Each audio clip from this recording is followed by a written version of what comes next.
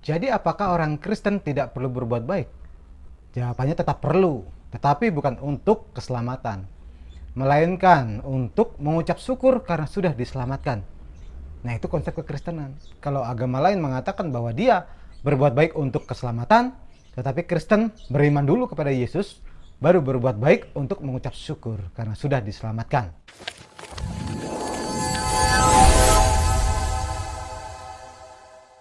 Salam, ketemu lagi dengan saya. Nah, hari ini saya akan membahas tentang konsep keselamatan.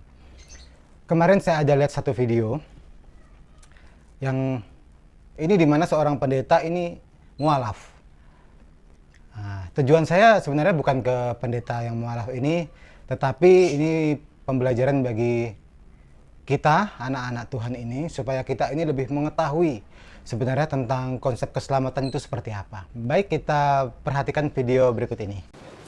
Saya mendapatkan kesempatan untuk mempelajari lebih dalam tentang kekristenan dengan masuk sekolah teologi, walaupun hanya 6 bulan. Karena saya merasa kok tidak perlu ya, karena yang saya pelajari ada sebuah keraguan di sana. Nah, Bapak ini mengatakan dia kuliah teologi selama 6 bulan. Saudaraku terkasih dalam Tuhan, yang namanya mempelajari Alkitab itu tidak bisa simpel, tidak bisa praktis, tidak bisa hanya 6 bulan. Kita tidak akan pernah paham apa maksud dari Alkitab itu, saudara. Sedangkan pendeta saya saja, untuk menjadi seorang pendeta, itu untuk ditabiskan menjadi seorang pendeta, itu butuh waktu 25 tahun, loh, saudara. Lah, ini video ini mengatakan bahwa dia hanya belajar 6 bulan, kemudian dia menjadi seorang pendeta, dia ditabiskan menjadi seorang pendeta. Dan memang pelayanannya saya akui luar biasa. Pelayanannya dia sudah banyak membawa jiwa-jiwa, dia bahkan sudah membuat satu gereja. Nah, ini luar biasa. Bahkan banyak pendeta juga tidak bisa seperti ini. Tetapi pengetahuan yang kurang tentang Alkitab, ini membuat Bapak ini ternyata dia hanya melayani Tuhan, hanya sekedar tahu kulit dari Alkitabnya saja, kulitnya saja. Dia tidak tahu sungguh-sungguh tentang isi dari Alkitab itu sendiri. Nah, Bapak ini mempunyai satu keraguan. Keraguan ini juga pernah mendatangi saya ketika saya bertobat. Yaitu, ketika orang percaya kepada Yesus, itu dosanya kan diampuni. Bagaimana orang yang percaya Yesus, tapi tetap masih berbuat dosa? Nah, mari kita perhatikan video ini. Ya. Tetapi sebenarnya saya ada sedikit pertanyaan juga di dalam hati saya. Begini, kalau orang terima Yesus sebagai Tuhan, dia hidupnya kan selamat. Betul. Ya. Tetapi saya pernah ketika kuliah ini tanya nih sama dosen saya, Pak, oh Ibu, saya ingat, Bu, kalau orang sudah terima Yesus sebagai Tuhan, kan dikatakan selamat. Nah, kemudian ketika orang ini hidup di dalam dosa, kemudian meninggal, apakah orang ini selamat? Terus dosen saya jawab, ya tidak selamat. Saya kurang lebih 2 tahun juga mencari jawaban ini. Saya juga pernah bertanya kepada pendeta tentang kalau orang Kristen sudah selamat, bagaimana dengan orang Kristen yang berbuat dosa? Nah, ini sebenarnya orang Kristen yang sungguh-sungguh percaya, itu keselamatan tidak bisa hilang. Kenapa tidak bisa hilang? Mari kita lihat ayat ini ya. 1 Petrus 4 ayat yang ke-18. Dan jika orang benar hampir-hampir tidak diselamatkan, apakah yang akan terjadi dengan orang fasik atau orang berdosa? Nah, saudaraku terkasih dalam Tuhan, orang benar hampir-hampir tidak diselamatkan.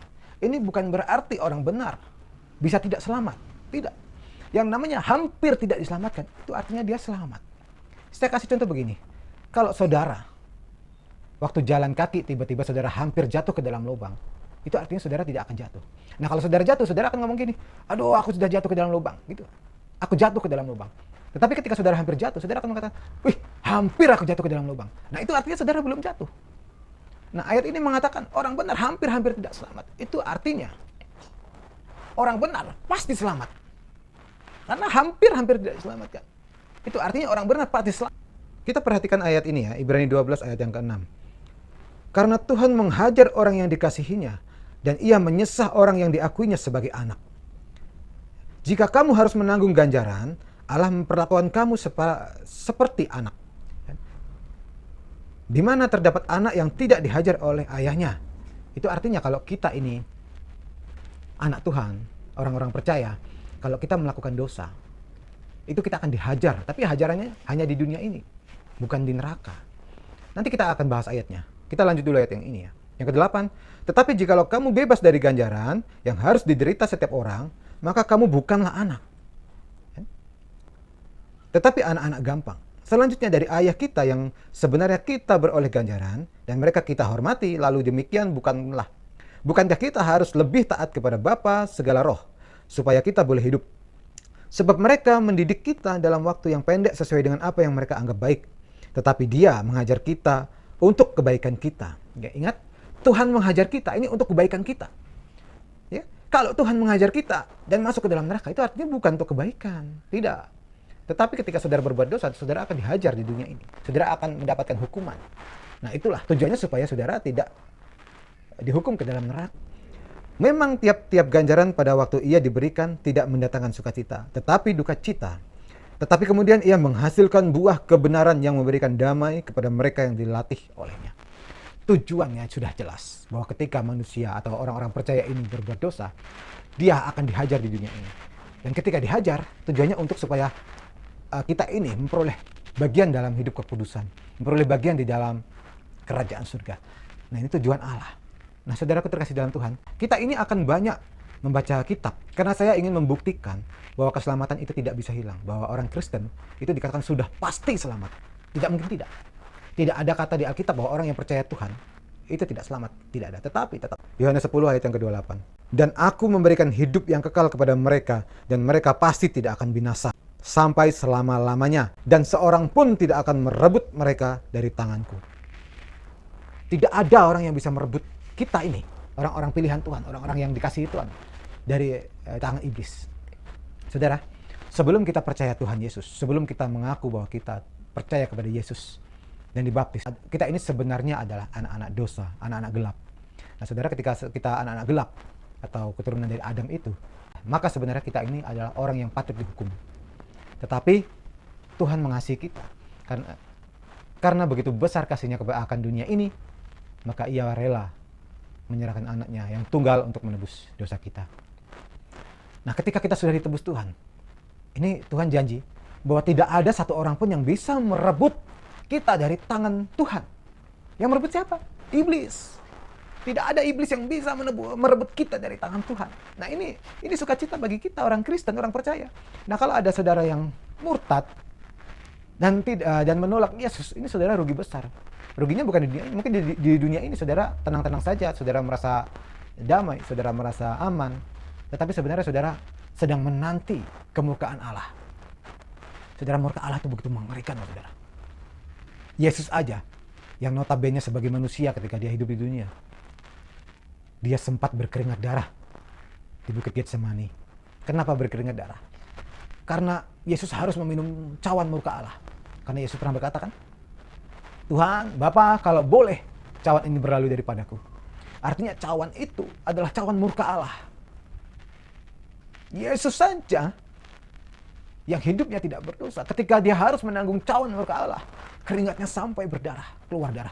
Nah, ini secara psikologis, kalau keringat sampai keluar darah, itu artinya dia penuh dengan ketakutan yang teramat sangat, saudara. Nah, kalau Yesus saja menggambarkan bahwa murka Allah itu begitu mengerikan, nah gimana dengan saudara? Apakah benar saudara bisa menanggung dosa saudara? Apakah benar saudara bisa masuk surga sesuai dengan perbuatan saudara? Coba bayangkan, satu hari saudara melakukan berapa banyak dosa dan berapa banyak amal.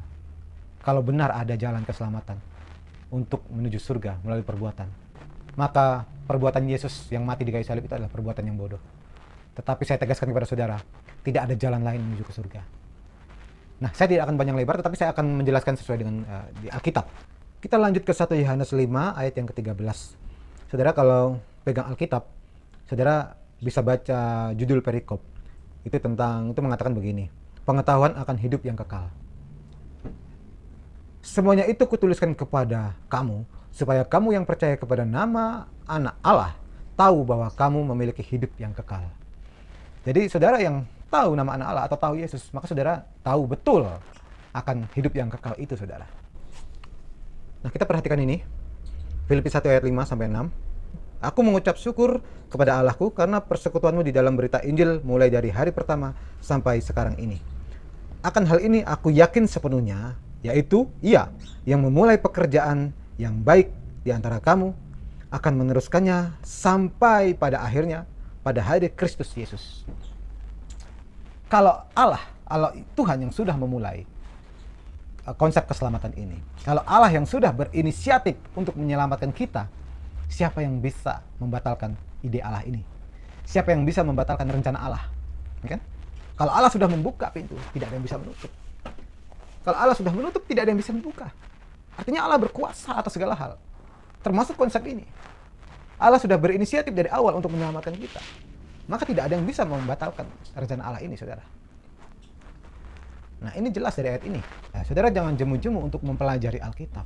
Karena di Alkitab itu banyak misteri. Tidak bisa kita hanya cukup 6 bulan saja mempelajari Alkitab, saudara. Kita butuh benar-benar waktu yang panjang, butuh guru yang hebat untuk mendidik kita di dalam Alkitab.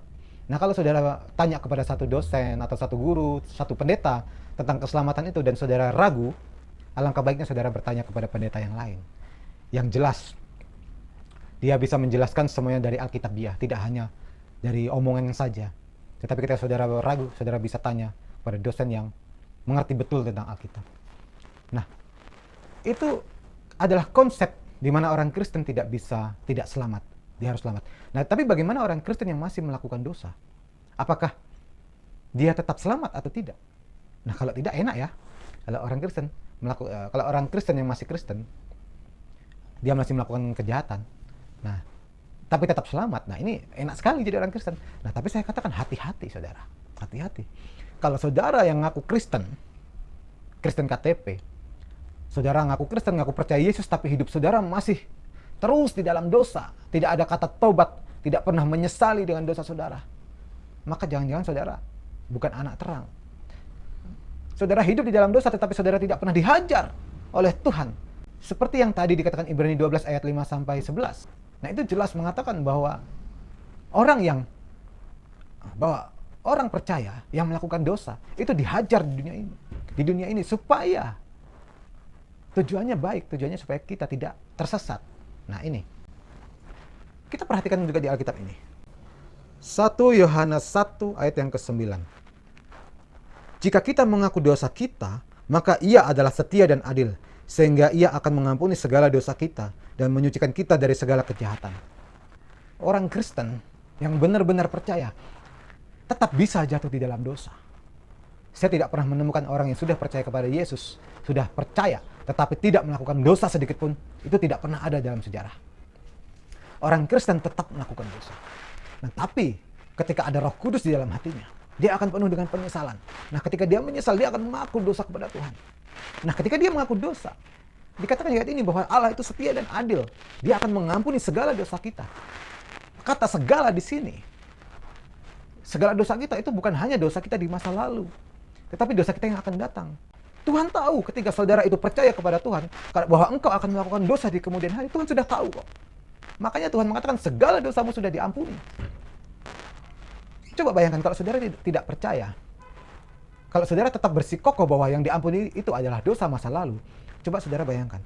Katakan begini, saudara minta ampun kepada Tuhan karena saudara melakukan dosa 1 tahun yang lalu. Dan saudara hari ini minta ampun kepada Tuhan. Dan saudara percaya bahwa dosa saudara 1 tahun yang lalu sudah diampuni. Tapi sebenarnya pengampunan itu terjadi kapan? Ya. Tuhan mengampuni, Tuhan menebus dosa saudara itu 2000 tahun yang lalu. Tetapi dosa 1 tahun yang lalu saudara sudah diampuni.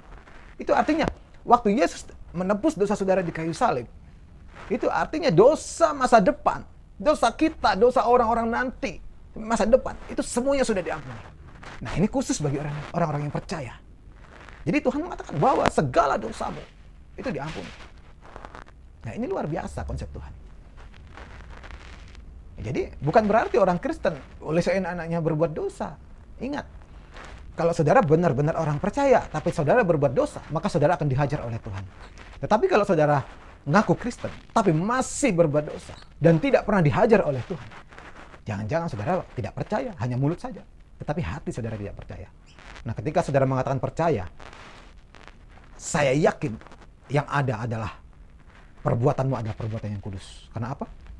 Karena Tuhan itu kudus. Ketika kamu percaya jiwamu dikuasai oleh Roh Kudus, maka perbuatanmu adalah kudus.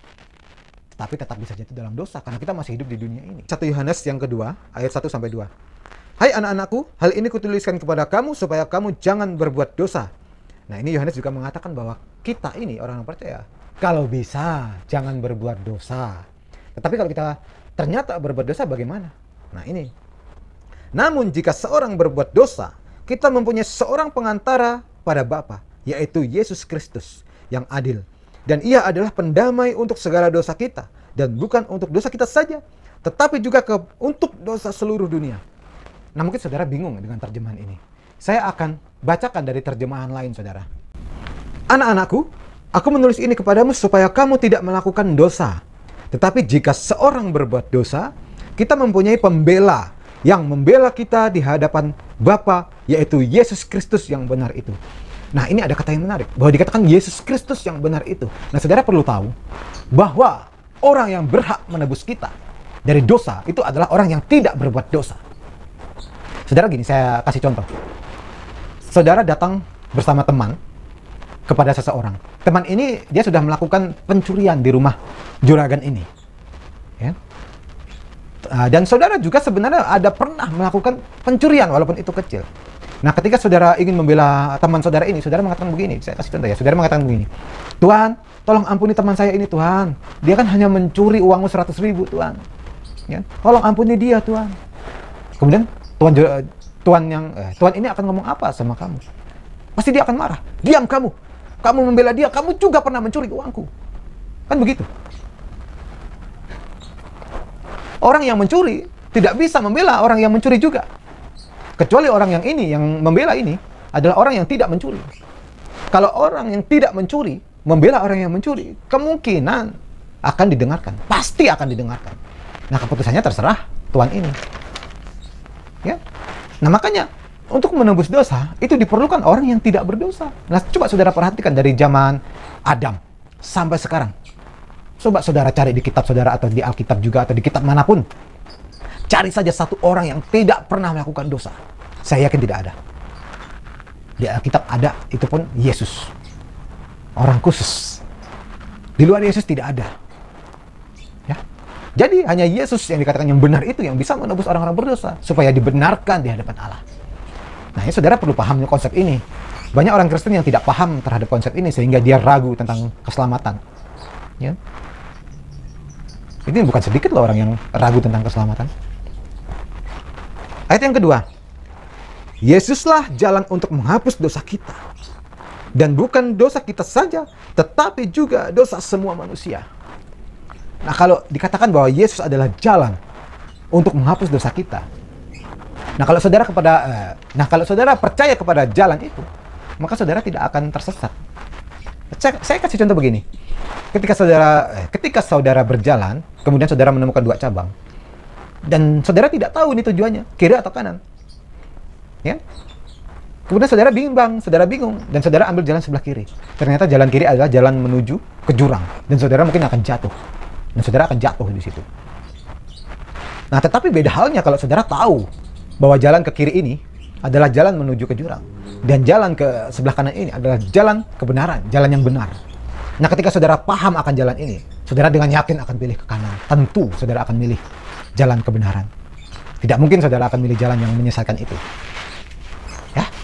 Jadi, Yesus dikatakan dia adalah jalan untuk menghapus dosa. Ngapain kita pilih ke kiri? Kita berusaha supaya kita tidak jatuh dalam jurang. Halo? Ya, saudara berjuang kayak apapun. Saudara berjuang berbuat kebaikan seperti apapun. Kalau saudara tidak percaya kepada jalan kebenaran itu, saudara akan masuk jurang. Kenapa? Karena jalan ke kiri ini tidak pernah ada jalan untuk kebenaran.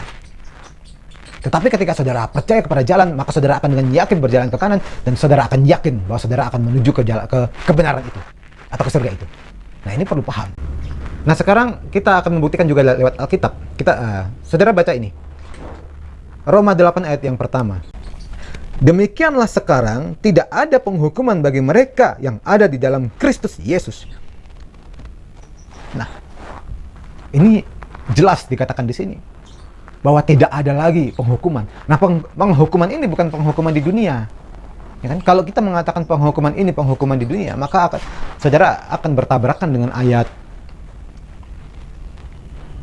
Ibrani 12 ayat 6 sampai 11 tadi.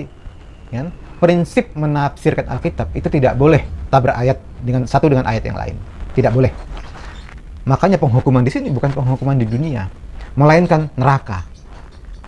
Nah, saudara, perhatikan. Demikian sekarang tidak ada lagi penghukuman atau neraka bagi mereka yang ada di dalam Kristus Yesus. Tidak ada lagi neraka bagi mereka yang percaya kepada Yesus. Nah, ini Alkitab tegas mengatakan. Secara eksplisit Alkitab mengatakan tidak ada lagi penghukuman.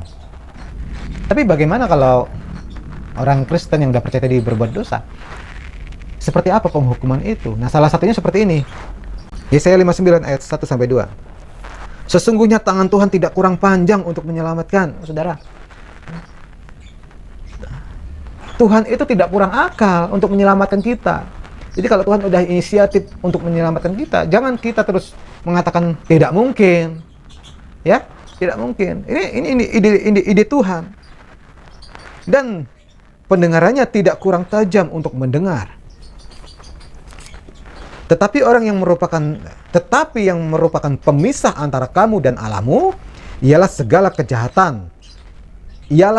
kejahatanmu dan yang membuat dia menyembunyikan diri terhadap kamu sehingga ia tidak mendengarkan ialah segala dosamu. Ya? Jadi kalau kita ini orang-orang percaya yang masih melakukan dosa, jangan harap doa saudara dikabulkan. Saudara boleh minta apapun, tetapi kalau saudara tidak pernah bertobat kepada Tuhan, jangan harap doa saudara akan dikabulkan. Jadi kalau saudara ingin berdoa atau ingin didoakan kepada saudara yang lain, benahi dulu, minta ampun dulu kepada Tuhan, ya kan? Kalau saudara sudah minta ampun kepada Tuhan, dosamu sudah dihapus, walaupun merah seperti kermisi pun akan dibuat putih seperti bulu domba. Nah, ketika sudah putih baru saudara berdoa, maka doamu akan didengarkan Tuhan. Tetapi kalau saudara tidak pernah bertobat, maka saudara akan dihajar. Nah, kita perhatikan ini ya. Wahyu 3 ayat 19. Barang siapa kukasihi, ia kutegur dan kuhajar. Sebab itu relakanlah hatimu dan bertobatlah. Ya, ini Yesus sendiri yang ngomong. Barang siapa aku kasihi, dia akan kutegur dan kuhajar. Nah, kalau saudara tidak mau dihajar Tuhan, saudara tidak mau ditegur Tuhan, hiduplah yang betul, hiduplah yang benar, jangan berbuat dosa. Jangan apalagi selalu betah di dalam dosa itu, tidak bertobat-tobat, nah itu bahaya. Nah, saya rasa bukti-bukti ini sudah cukup. Kan? Banyak ayat yang kita baca tadi, itu sudah cukup membuktikan bahwa keselamatan itu tidak bisa hilang. Kalau ada dosen yang mengatakan keselamatan itu hilang, saya tidak tahu. Sebenarnya tidak pantas jadi dosen. Seorang dosen itu harus betul-betul paham tentang Alkitab, baru diajarkan. Kalau orang tidak paham tentang Alkitab terus mengajar, itu bisa dikatakan pengajar palsu. Karena yang diajarkan itu membuat bapak ini mualaf. Ya, itu harus dipertanggungjawabkan, saudara. Makanya untuk menjadi seorang pengajar, untuk menjadi seorang guru, atau bahkan menjadi seorang pendeta, itu hati-hati. Kalau saudara salah mengajar, itu akibatnya fatal. Memang tidak langsung akibat itu, tetapi akibat itu bisa terjadi nanti kemudian hari. Ketika ada keraguan di dalam jemaat, maka itu yang membuat orang itu gampang sekali untuk murtad dari kekristenan. Nah, ini saya rasa pelajaran hari ini cukup, sehingga kita memahami betul tentang konsep keselamatan, atau tentang keselamatan itu tidak bisa hilang. Nah, kalau saudara ada pertanyaan, silahkan catat di komen di bawah. Maka komen saudara akan saya baca. Kemudian bisa saya jadikan materi untuk video berikutnya. Terima kasih, Tuhan memberkati. Shalom.